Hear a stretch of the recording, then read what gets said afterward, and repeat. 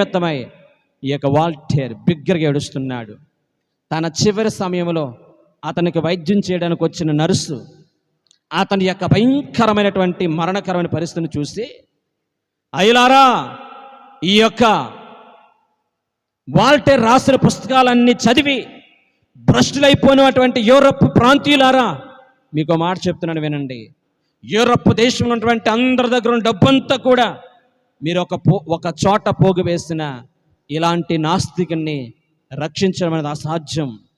ఇంతకాలము తప్పుడు మాటల ద్వారా, తప్పుడు ప్రకటనల ద్వారా దేవునికి దూరం అయిపోయిన వాళ్ళందరూ కూడా ఈ వాల్టేర్ యొక్క నిజ జీవితాన్ని, వాల్టేర్ పడినటువంటి భయంకరమైనటువంటి పరిస్థితిని ఒకసారి చూడండి, అర్థం చేసుకోండి అని చెప్పి దేవుని ప్రేమని అనేక మందికి చాటి చెప్పి రక్షణ గూర్చినటువంటి వర్తమానాన్ని ఈమె అందించింది. నమ్మండి ప్రియమైన బిడ్డలారా, ఏ వాల్టేర్ అయితే గనక 20 సంవత్సరాల్లో క్రైస్తత్వాన్ని నాశనం చేయాలనుకున్నాడు, ఏ వాల్టేర్ అయితే గనక క్రీస్తు రాజ్యమును నేలమట్టుకి పడగొట్టాలనుకున్నాడో, అదే వాల్టర్ సిద్ధపరిచినటువంటి ప్రింటింగ్ ప్రెస్ల నుంచి ఈ రోజున ప్రపంచవ్యాప్తంగా అనేక బైబిల్ ముద్ర అవుతూ ఉంటున్నాయి.